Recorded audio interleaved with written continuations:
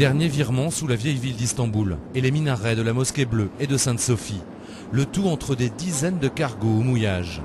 Thierry Chabani remporte haut la main la dernière étape de la Cape Istanbul et vient frapper à la porte du podium. Il est 4e au classement général. C'est vrai que c'est magique quoi, terminer, c'est la dernière régate de la saison, c'est la dernière manche de la saison.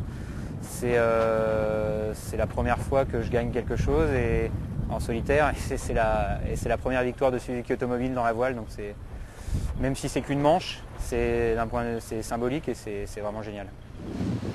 Le grand vainqueur de l'épreuve, le voici, Nicolas Béranger. Le marin de la Grande Motte remporte la Cape Istanbul au général sans avoir remporté une seule étape. La régate se court au temps et récompense le marin le plus régulier. Et c'est son cas depuis le départ de Nice. Mais Nicolas a dû se battre et défendre sa première place jusqu'à Istanbul. C'est pas que je la sentais, c'est que je la voulais vraiment. Je la voulais très fort depuis que je sais qu'elle va se courir en solitaire. Cette course, je voulais vraiment la faire et la gagner. Mais je la sentais pas, hein. Je la sentais vraiment pas, je savais pas moi.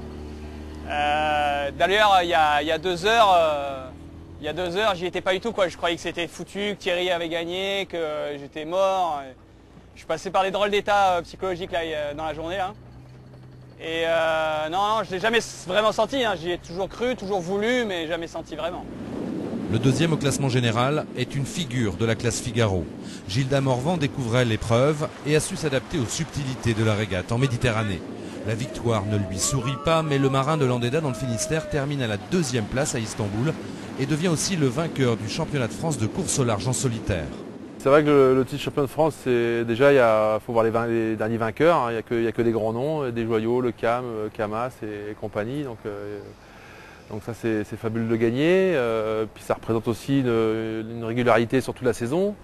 Je fais 2e sur premier sur la course des falaises à Quiberon au mois de juin, 2e à la Solitaire du Figaro au mois d'août, et puis là 2e ici sur Cape Istanbul. Donc ça prouve la régularité de Cercle Vert sur l'ensemble de la saison.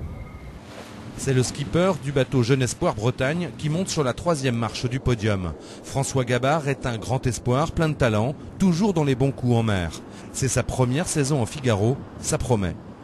Pour moi, c'est la fin d'une super saison. Enfin, déjà, j'ai eu la chance de naviguer tout simplement parce qu'au début, c'était pas forcément évident. J'avais pas de sponsor. J'ai eu la chance d'avoir la région Bretagne qui est arrivée avec le Challenge Espoir. Et j'ai pu faire une belle solitaire. Et là, une super Cape Istanbul. Je suis sur le podium. C'était pas du tout, c'était quasi inespéré. Et je suis ravi. Je sais que j'ai vraiment le niveau. Je sais que je suis pas là par hasard et ça me fait super plaisir.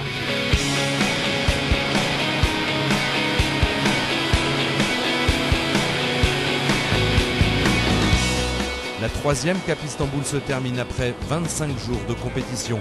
C'était la première édition en solitaire.